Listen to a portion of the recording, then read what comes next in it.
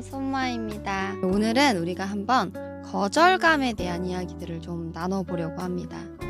이 거절의 감정, 이 거절의 영역, 거절의 영, 이 거절의 영역들은요, 사실은요, 굉장히 우리가 생각하는 것보다 상처의 근원, 밑바닥에 깔려 있어요. 우리가 건물을 지을 때도 어떤 기초 공사를 해놓고 어떤 그 뼈대를 만들어 놓고 그 다음에 그 위에다가 건물을 올리거나 아니면 우리가 무슨 일을 수행하거나 어떤 것들을 전략적으로 준비할 때도 가장 기반을 이루는 무언가를 우리가 항상 염두에 두고 그것들을 하죠. 근데 이 어떤 기반을 이루는 뭐가 있어야 그 위에다가 건물을 짓는 것처럼 사단도 우리 안에서 견고한 진을 세워서 역사하기 시작할 때에 그냥 아무것도 없는 땅에다가 자신의 어떤 터를 세우는 게 아니에요.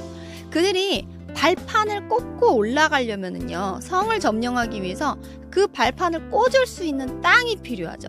이 가장 근간을 이루는 상처가 들어올 때에 사단이 우리의 삶을 지배하면서 모든 무기력과 두려움과 여러 가지 부정적인 에너지들이 들어올 때에 가장 기초를 이루는 영역에 이 거절의 영역이 있단 말이에요. 우리가 사실 거절감을 느끼면서 환경을 통해서 거절감을 느끼고 사람을 통해서 그 사람의 말과 어떤 행동 때문에 우리가 거절감을 느낀다고 생각하지만은 사실은 그거를 통해서 우리는요, 뭐에 대한 거절감을 느낍니까? 하나님에 대한 거절감을 느껴요.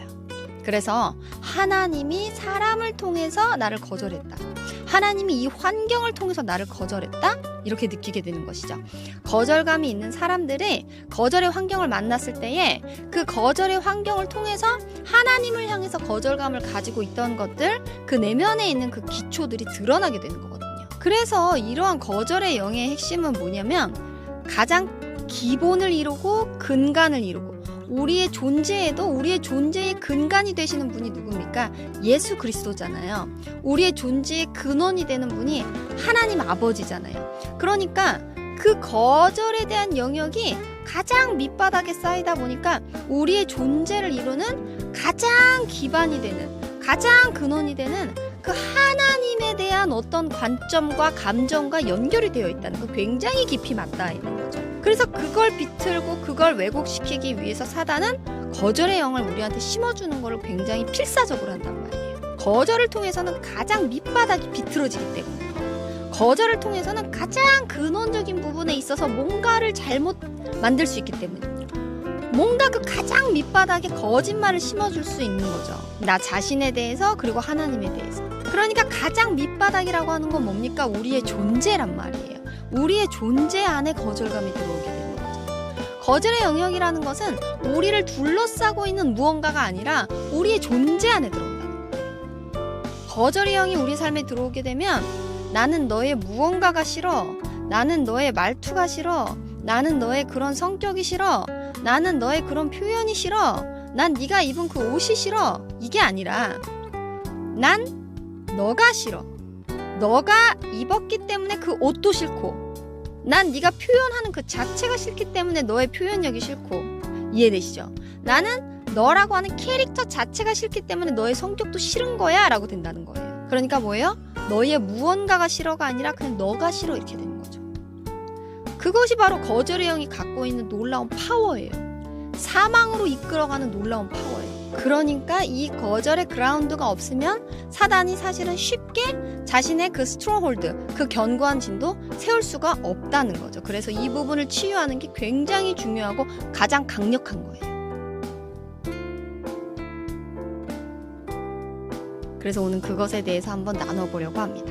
거절의 형태는 여러 가지가 있어요. 내 자체를 싫어하고 내가 환영받지 못하고 거부받는 것도 있지만은 사실은 그냥 단순히 방치되어 두고 내어버려 두고 있는지 없는지 신경 안 쓰고, 사실은 이런 형태를 통해서도 거절의 영이 많이 들어오게 되는데 우리가 이 많은 것들을 다 한꺼번에 다룰 수는 없기 때문에 어떤 탄생에 관한 이슈에 관해서 일부분만 다루어 보려고 합니다.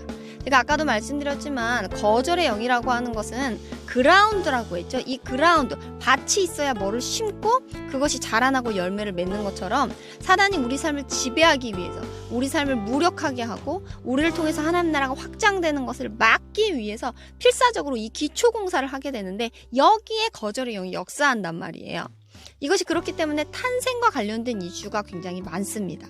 뭐 예를 들어서 원하지 않는 임신을 했다든지, 또는 원하지 않는 성별의 임신을 했다든지, 원하지 않는 때에 임신을 했다든지, 뭐 이런 식으로요. 그래서 우리가 생겨나자마자, 존재가 만들어지자마자부터 거기에 거절을 넣으려고 하는 거예요. 성경에서도 보면은 사람들이나 환경으로부터 상처를 받아서 그것이 마음에 극단적으로 나를 막 조여오고 압박할 때 자기의 탄생과 생일을 저주하는 욥의 이야기가 나옵니다.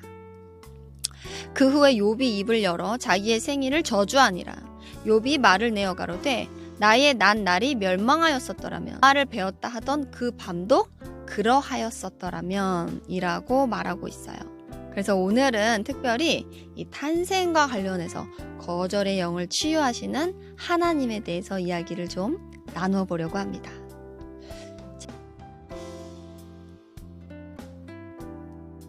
제가 긴 시간 동안 연애하지 않다가 새롭게 연애를 하기 시작하면서 제가 하나님께서 저의 안에 있는 이 거절의 영들을 드러내시고 이 거절에 대한 이슈들을 다루었던 적이 있어요.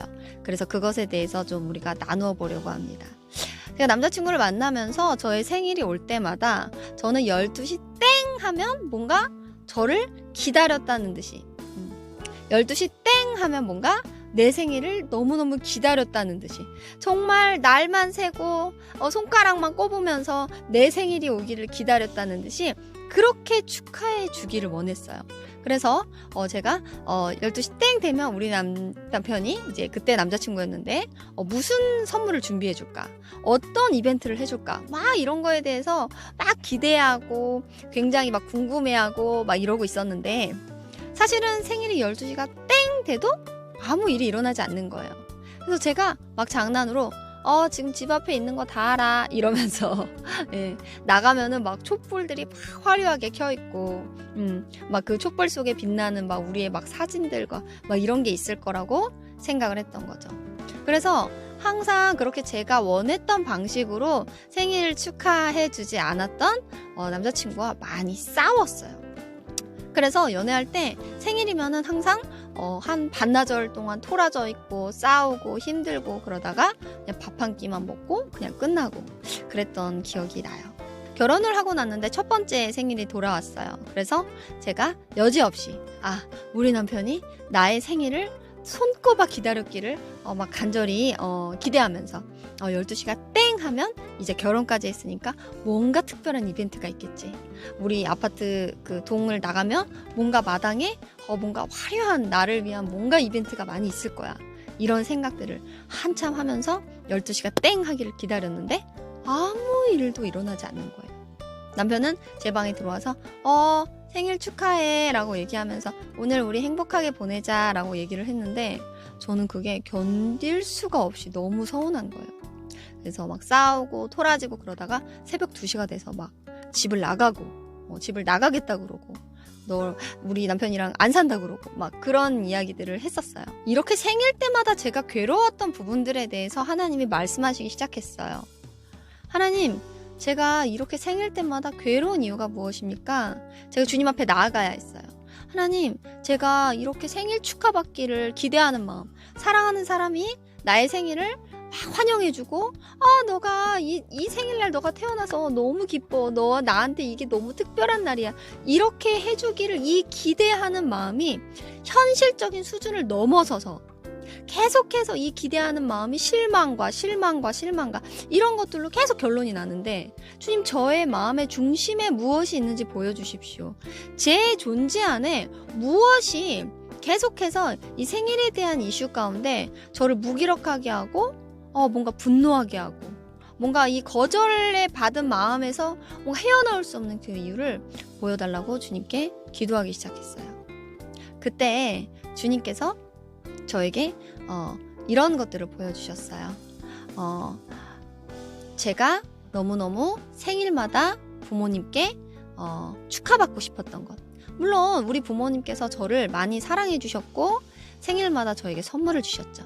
그런데 저에게 이런 말을 하진 않으셨어요. 너가 태어나서 너무 기쁘다. 너가 정말 태어나서 너무 기쁘다. 나는 너의 탄생을 기다렸어. 이런 말씀을 우리 부모님께서 해주시지는 않으셨거든요. 제가 제 마음 가운데 기도하면서 그런 감동이 들었어요.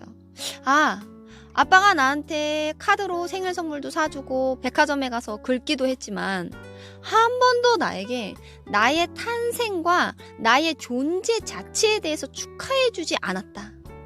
그리고 나는 이 탄생과 존재 자체에 대해서 축하받는 것에 대해서 너무 열망했다. 그러면서 주님께서 제가 12시 땡 하면 축하를 받고 싶었던 진짜 마음이 무엇인지 저에게 감동으로 말씀하시기 시작했어요. 그건 바로 무엇이었냐면 이 땅에 내가 태어나기를 땡 하고 기다렸다가 나를 막 환영해주는 그것에 대한 부재가 저한테 있었던 거예요. 사실은 어떤 나의 존재를 가장 집약적으로 담을 수 있는 생일이라는 게 가장 특별했던 이유는 내 생일날 축하를 받고 싶은 마음이 아니고 너의 탄생을 기다렸어 라고 하는 것에 대한 과거에 제가 태어났을 때에 충족됐어야 했던 것에 대한 부재가 드러난 거죠. 약간 어려우실 수 있는데 조금 더 정리를 해보자면 제가 정말 원했던 거는 사실은 제가 제 생일날 축하받고 싶었던 것보다는 제가 정말 원했던 거는 저의 존재와 이 땅에 등장함. 너가 이 땅에 등장해서 하나님 나라의 시간표에 따라 그 계획에 따라 놀라운 경륜에 따라 그 사랑의 본체를 따라 너가 이 땅에 태어나서 내가 너무너무 행복하고 즐겁고 감사해. 저는 제가 태어나자마자 저의 존재 자체를 환영해주는 것에 대한 열망이 생일날 축하를 받고 싶은 마음으로 나타났을 뿐이라는 거예요. 하나님은 그렇다면 이 존재 자체, 저의 근원 자체의 의미를 찾고 싶었던 이 저의 이 강력한 이 부르짖음과 이 욕구에 대해서 어떻게 응답하시고 반응하셨을까요? 하나님은 어떻게 우리의 제 안에 있는 이 탄생에 대한 이슈에 대한 거절감을 해결하시고 해소시켜 주셨을까요? 그것에 대해서 제가 다음 영상에서 나누도록 하겠습니다. 감사합니다. 구독과 좋아요, 알람 설정으로 우리 꼭 계속 함께해요. 그리고 다음 시간에 하나님께서 어떻게 놀랍게 저의 존재의 가치를 뿜뿜뿜뿜뿜뿜뿜 빛이 나게 하셨는지 제가 나눠드리도록 하겠습니다. 그럼 다음 시간에 뵐게요.